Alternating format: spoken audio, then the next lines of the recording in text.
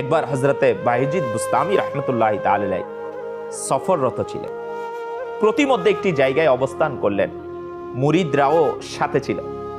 হযরতে বায়েজিদ বুস্তামি রাহমাতুল্লাহ তাআলা আলাইহি নিজের জামা ধৌত করলেন।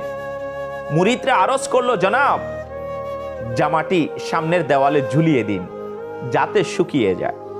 বললেন, না, এটা যার দেয়াল তার কাছ থেকে আমি অনুমতি নিইনি। মুরিদরা আরজ করলো, তবে তা গাছের ডালে ঝুলিয়ে দিই।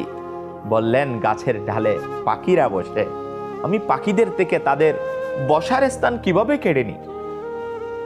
প্রিয় ইসলামী ভাইয়েরা, মুরিদরা আরজ করলো, জনাব তবে জামা মুবারকটি আমরা ঘাসের উপর বিছিয়ে দিই। বললেন, না, ঘাস প্রাণীদের খাদ্য, আমি তাদের খাবার তাদের থেকে ঢেকে রাখতে পারি না। অবশেষে হযরতে বায়েজিদ বুস্তামি রাহমাতুল্লাহ তাআলা আলাইহি তার জামা মুবারক নিজের পিঠের উপর রাখলেন এবং নিজের পিঠকে সূর্যের দিকে করে দিলেন, এমনকি জামা মুবারক শুকিয়ে গেল। প্রিয় ইসলামী ভাইয়েরা ও মাদানী চ্যানেলের দর্শক শ্রোতা, আমাদের পূর্ববর্তী বুজুর্গানে দ্বীনের উত্তম স্বভাব কেমন ছিল? আল্লাহু আকবার, আল্লাহু আকবার।